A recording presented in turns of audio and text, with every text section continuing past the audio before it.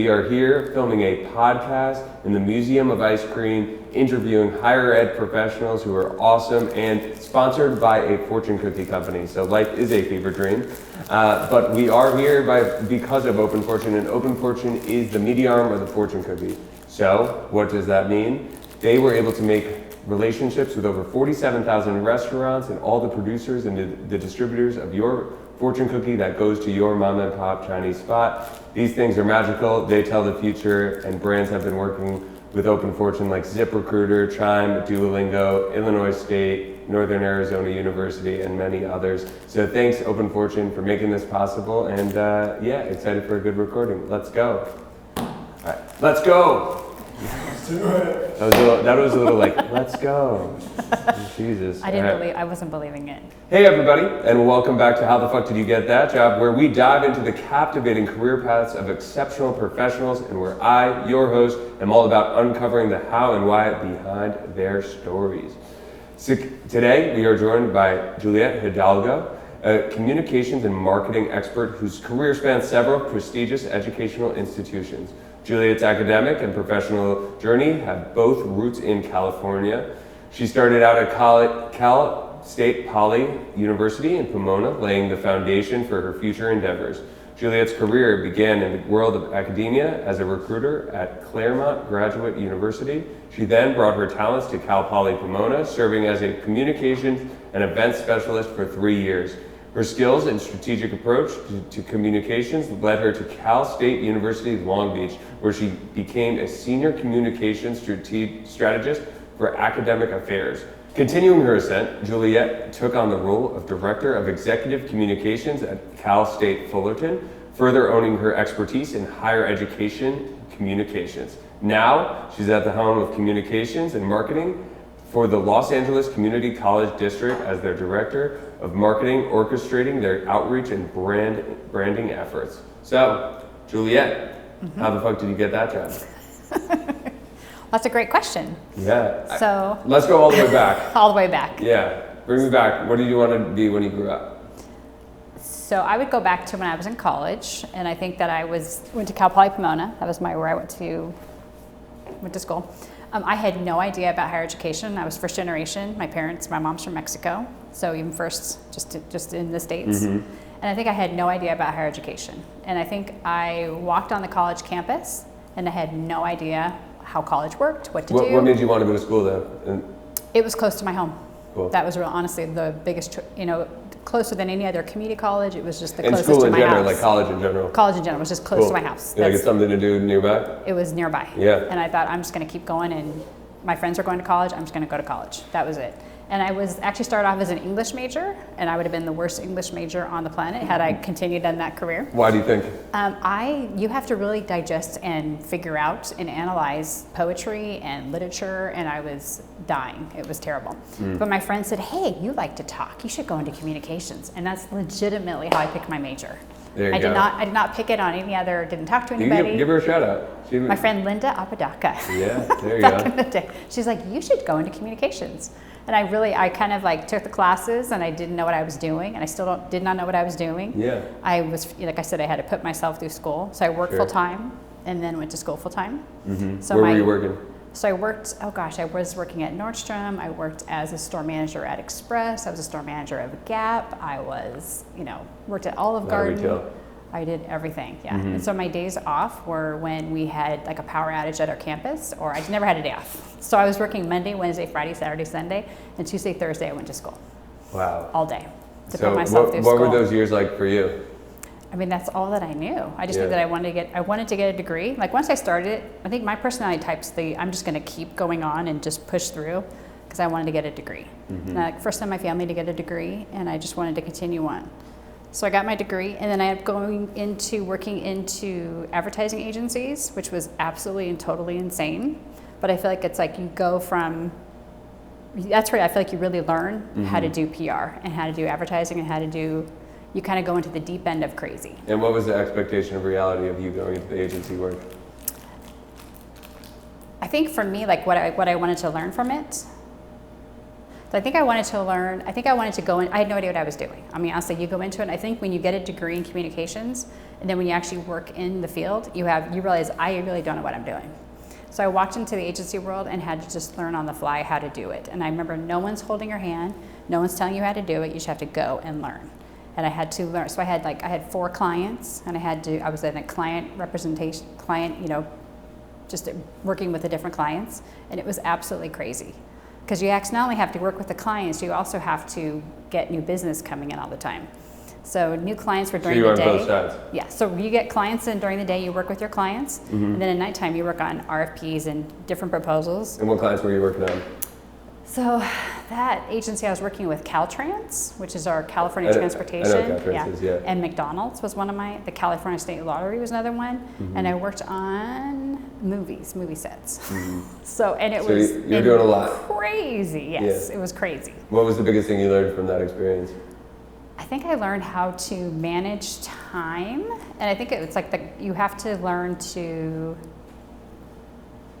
I would say this, I think when you go into a field like that, I saw a lot of egos, and I think I learned really quickly on that your ego is not your amigo, meaning that you really have to make it about clients and why you're there and what goal you want to get accomplished. Meaning, like, what do you want to be known for? I want to be known for somebody who's customer service, friendly, gets the job done, and make sure I make the client shine. So was higher ed ever in the back of your mind to be working in? Or how did that opportunity come up, your first one?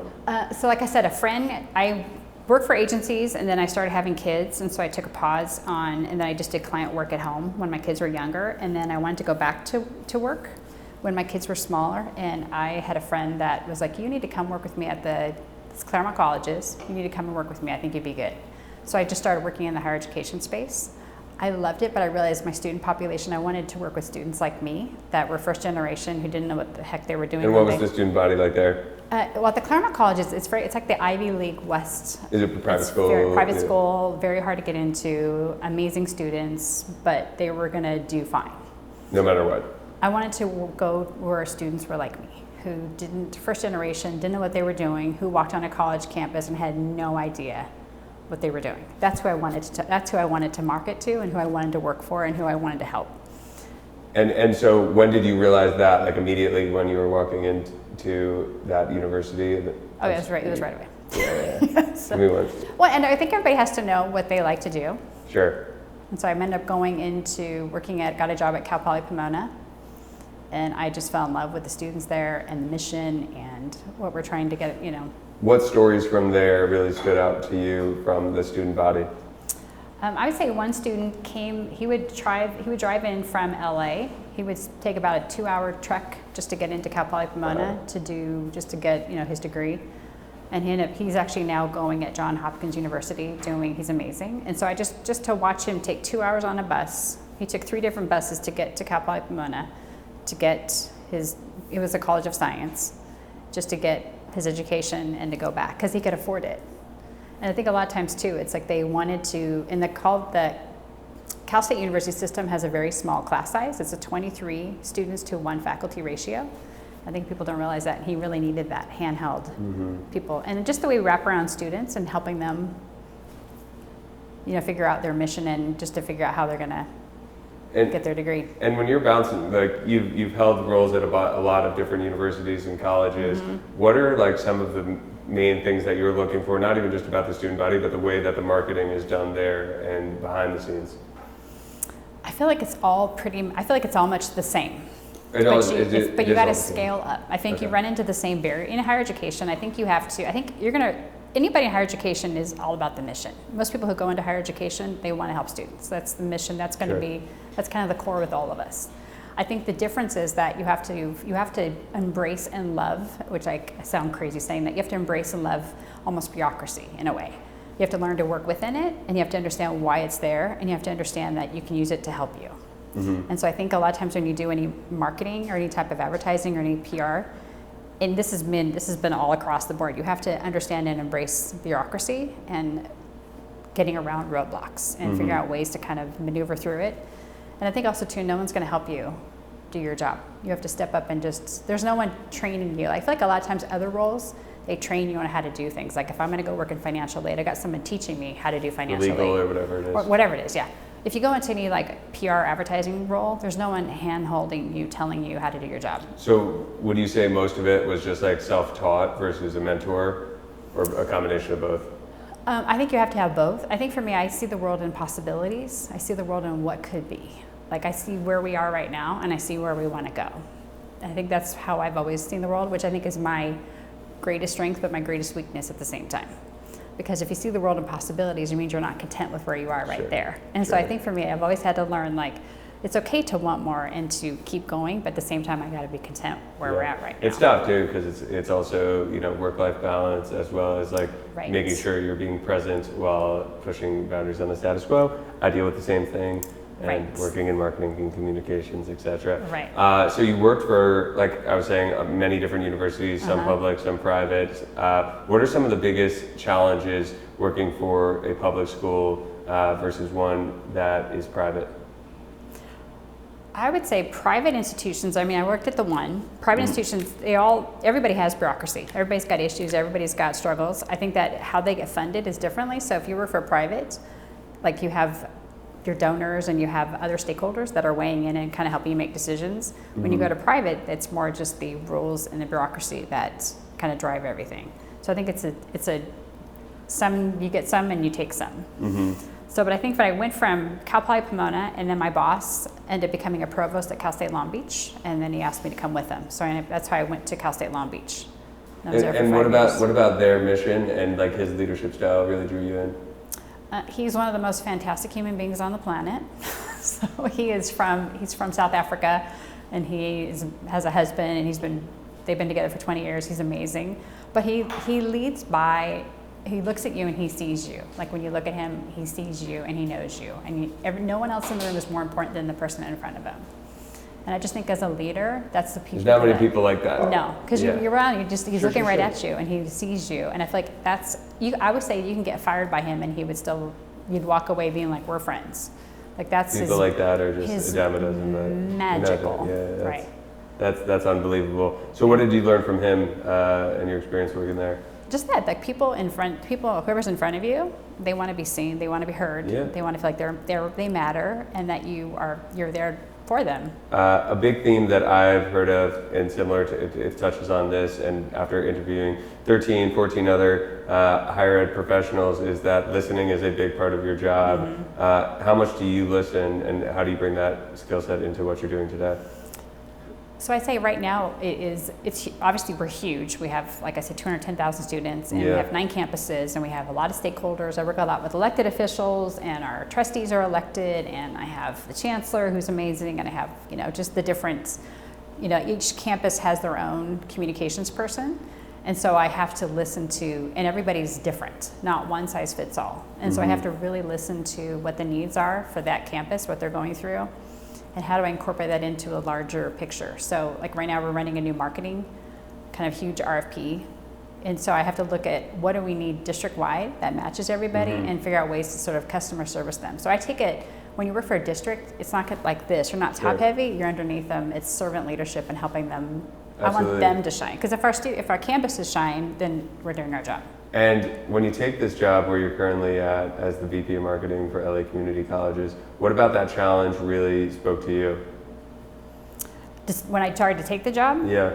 I think I didn't know that it was going to be as crazy as it is, to be really honest with you. But I think the challenge. You knew the enrollment though. You knew it, or. Right. I think the part that I love the community college mission. I think that we are really there to help bring hope and possibility to students that never thought higher education was for them. And we got to start that when they're in high school. So right now we're doing a dual enrollment program that actually we're going to really underserved communities and have them take a college class. Because if they could take one college class when they're in high school that they never thought was possible, then they will go on they get the confidence to go into higher education. How long have you been doing that? So I think it's a statewide mandate that all of us are doing dual enrollment. But we truly try to go to underserved communities. So I think dual enrollment has been going to more higher serving communities, and now we're trying to bring it into the underserved communities. Like an AP class or whatever. Totally, it is, right? Yeah. But now we're trying to say like, no, it's a possibility for you. And what's the feedback been? Amazing. And we're actually going back. So they're running it statewide. So they're going to start their freshman year, and they're going to continue it on through all 4 years. Very, very cool. Because we kind of have to, we got to change the game. We got to give students that, you know, people that never thought higher education was possible, that get told their whole life that they're not going to be, that they won't make it in higher education. We have to break it down for them. And you talk about like the brand, and what were people saying about LA community colleges before you got there, and now what are you trying to do and get in their heads as this is what LA Community Colleges does right now? Well, I feel like that's what we're trying to define right now. I feel like we're in a process of figuring out who we are and what we want to do and what we want to get accomplished. What is step one? Step one is running, like I said, running a huge marketing. I just ran it, a huge marketing RFP to get a bench of different providers. Yeah, and then do data from it. We did, yes. We have we've got our little ducks in a row.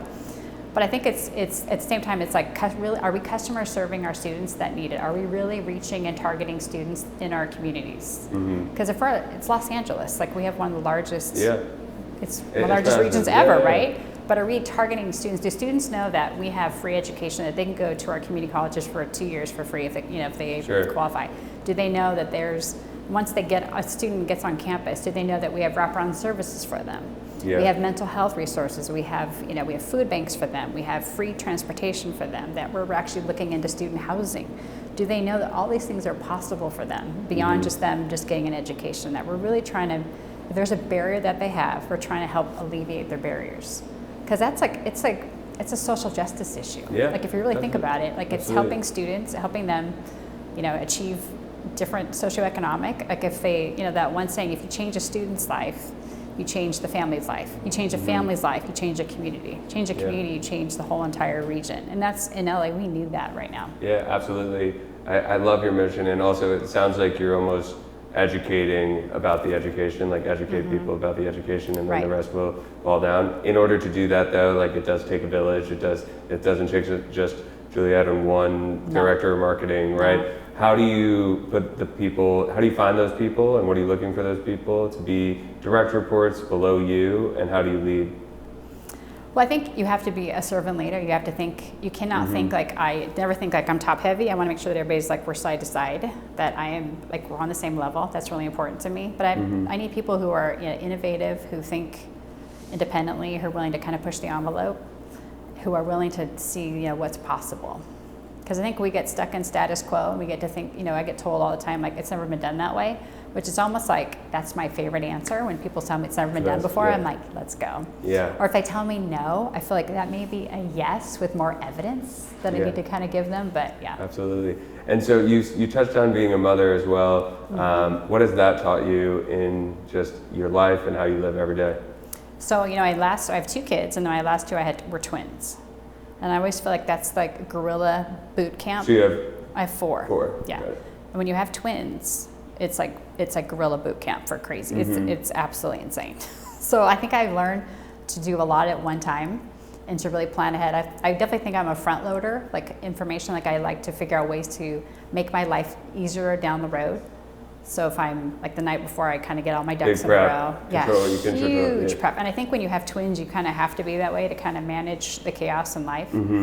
Because it just gets to be nuts. And I'm always like, my husband would come home from work, and I'd be like, you know what, I'm alive. They're alive, and I didn't get arrested, so we're all good. Just because it was manic. Absolutely, I can believe that. My dad is a twin. So okay. Oh yeah. They were hoping that I would be a twin, but I'm an only child. But we'll see. It runs in the family. I know it's genetic, so we'll see if that happens. But I know that could be a handful for sure. Yeah, it's a little bit nutty. No, it was good. What do you we spoke a lot about your job and everything you've done, and you built this amazing career path in higher ed. What are you super proud of in your personal life, and talk about yourself and hobbies, etc. Oh, interesting. I think that I've been married for like 27 years. I think I'm always happy to know that we've made it through the 27, especially with 4 kids, that kind of thing. I know, right? We've survived. I feel like we're really involved with our church. It's been a big value for us as like a family to make sure that we are committed to go to church on Sundays and giving our kids options, letting them know that, we want them to think for themselves. We want to expose them to different, our faith, but I want them to think on their own and make sure and make it their own. So we do a lot of volunteer work. I've had my kids go to soup kitchens. We've done where we go to food banks. We've given clothing donations, and I make my kids go. And we've done this in our church. We do this. It's in the heart of Pomona. It's another really underserved community, and we have them where they go and they clean Pomona. Like, it's called We Heart Pomona, where they go and clean businesses that typically don't have anybody giving them the love for the day. And so it's just being missional with our family and making sure that's probably the one thing that I always say, my husband and I are the do family. We're just going to show up and change the game, make it better than when we started. And so my husband actually works with high school students that are on they're kind of like on the cusp, but they're the ones that are going to be going into juvenile hall. And so we call them the wiggly ones, and he's mentored them all the way through high school to let them know that they typically don't have a dad. And so he will go and he's like their dad, and he still talks to them and meets them and meets them where they're at. And so we do a lot of volunteer work with different organizations in our area to sort of give back. Very, very cool. Yeah, that's amazing. And also, like you said, public servant probably 3 or 4 times about your business, but you're not just doing that on the side of your career, you're also doing that and instilling those families in your family as well, which is amazing. So we have literally 37,000 children.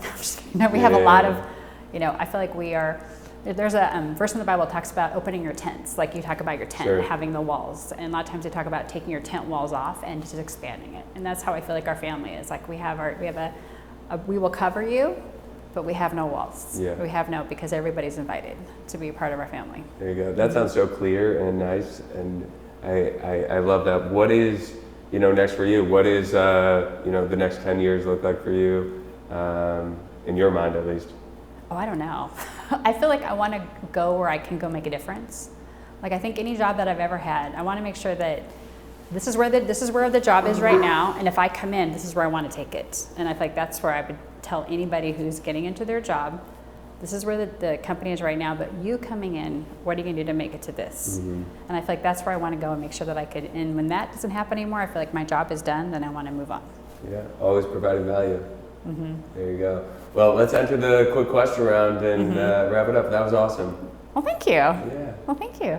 This quick question round is brought to you by OpenFortune. OpenFortune is giving brands a chance to reach consumers wherever they feast in their 47,000 restaurants and 99% of zip codes, and wherever you can find one of these bad boys, which is a fortune cookie. So without further ado, let's open one up and see how it related to our episode and your future. Ooh, interesting. Okay.